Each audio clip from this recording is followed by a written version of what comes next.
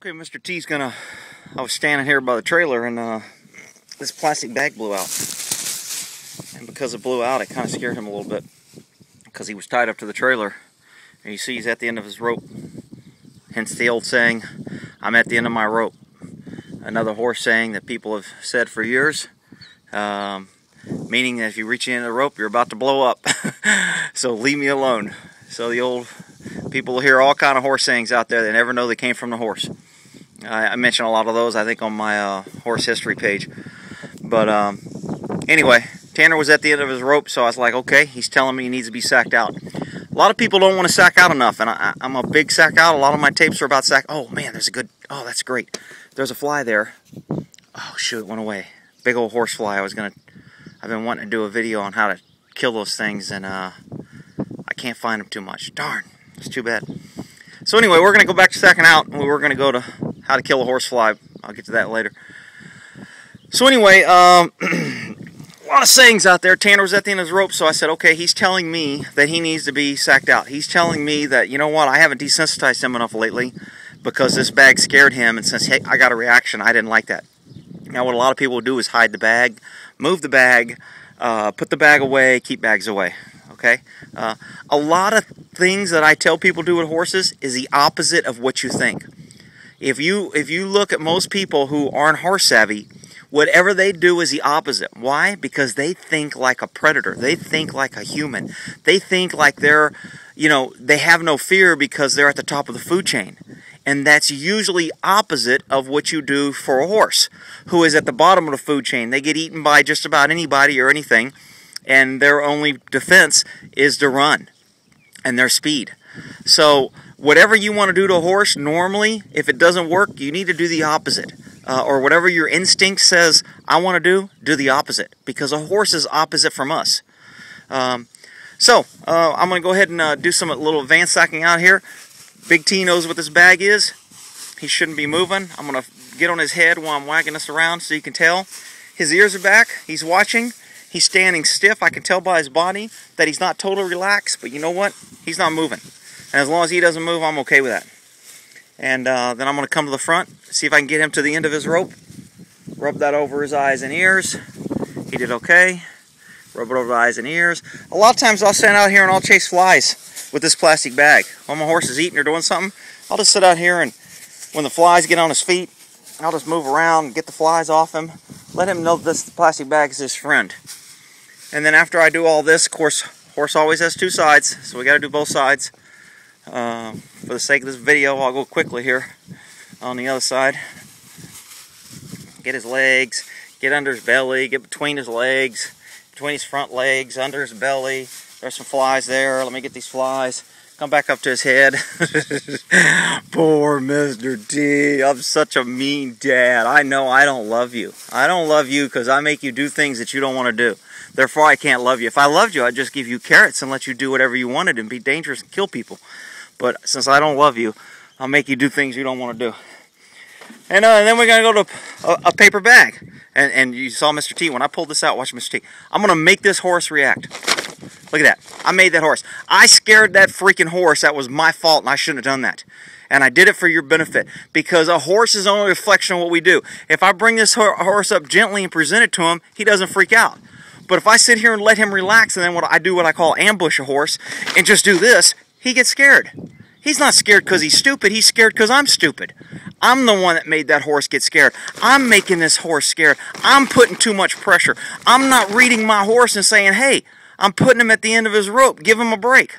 I'm sorry, Mr. T. I know. You're a good boy. So I'm going to use some feel here and get him to walk on in. Come here, bud. Come. I know.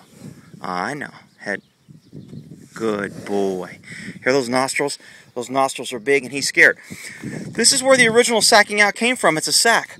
And if I went up to him when it was fully open, it would be too big. So I'm going to make it half the size, and I folded it in half. And I'm going to make it even smaller and fold it in half again. So now it's nice and small, and I'm going to start rubbing him with this gently because I got him a little jacked up. And see, he's flinching, and he's nervous, and he's watching. He's like, you know what? I'm not sure about that bag. You just scared me with it because you're a stupid human, and you didn't set me up for success, and you shook it too fast, and you scared me, so now I don't know if I can trust you. because you didn't talk to me. You didn't present this. I made this horse scared. I made him fearful as a bag because of what I did. And that's why I get so irritated with people when it's like, my stupid horse, that's stupid. I don't know what's wrong with it. Your horse is doing it because you're doing it wrong. If you do it right, your horse will do it right. If I present this to Tanner and let him smell it and let him know that it's not going to hurt him and then rub it on his head and rub it around his eye, he knows it's not going to hurt him because I'm doing it softly. I'm presenting it in a way that he can handle it. I'm reading his fears. And when people sack people out, it's always about just shake it in their face. Oh my God, I'm going to scare him. Look at that. Oh my God, look at that crazy horse. He's just scared. Oh my God, I got him at his end of his rope. And then they wonder why the horse is scared. They wonder why their horse don't trust him. I know, Big T. I'm sorry. So I got Tanner all jacked up. And again, the good thing about horses, you can screw them up fast. You can fix them pretty fast. That's why when people go, oh, this horse, he's been doing it for 10 years or 3 years and he was abused and I can't fix it. And you know what? You can't fix it because you're doing it wrong. A horse can be fixed just as quick as he can be messed up. So, I got Tanner jacked up on his bag. I've got to do some desensitizing because what I did was sensitize him. Same thing I do with my body when I'm working him. I can be small and mellow and ask nicely, or I can get mean, bad, and make him say, you know what, I better not mess with Dad, I better move.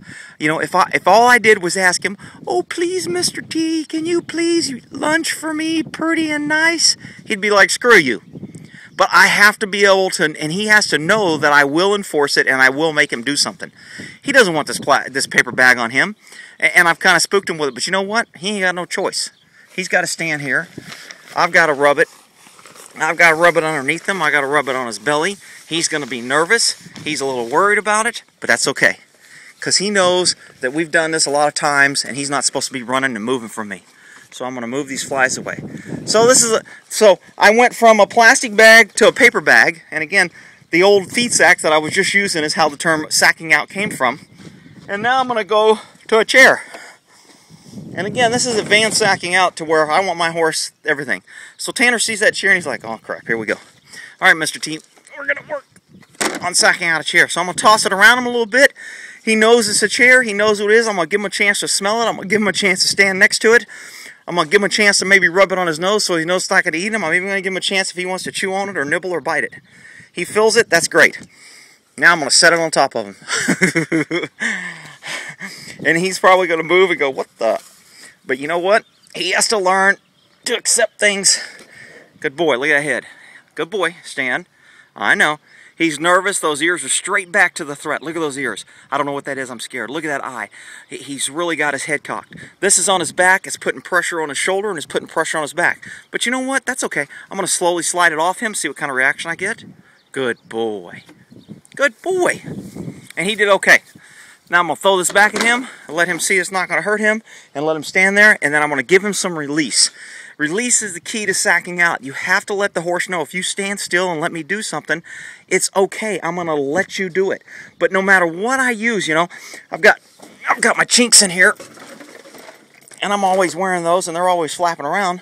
But you know what? When I take them off and I'm riding with him, I always throw them over his back. Let him stand there because they flop. Just head when these things hit him. Oh shit! What the hell is that? Now, I got those chaps hanging over him. So they're going to blow in the wind. When he moves, they're going to kind of rattle. But you know what? He needs to learn to stand and accept things when I do to him. I put a saddle on him. I get on top of him. I want this horse as safe as I can make him. So I'm always pushing and advancing. I'm always looking for things to sack this horse out, to make him a better horse, to see where his fear at, and can I control that fear? Can I read that fear to where it goes up and down? I'm going to go ahead and give him a little carrot and see if he'll eat. He's not too relaxed. See, he doesn't even want the carrot. He's like, all right, dude, I'll eat it, but I'm not too happy. And that's okay. And people go, oh, you're using treats to train him. No, I'm not.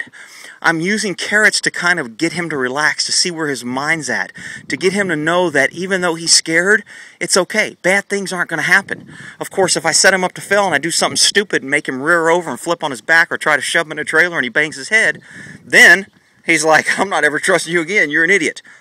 And I always get these letters and emails, my horse loved me, and then, you know, now the horse is hurt. And it's like, I don't know what happened. He don't trust me anymore. Well, guess what? You blew it. You blew it, so you got to go out there and you got to rebuild the trust. You got to show him, you know what, even if I let you down, even if you get hurt, you still got to listen to me. You still have to, oh, I'm at 10 minutes. Well, that's Van Sacken out. Got to go. Thanks, Mr. T.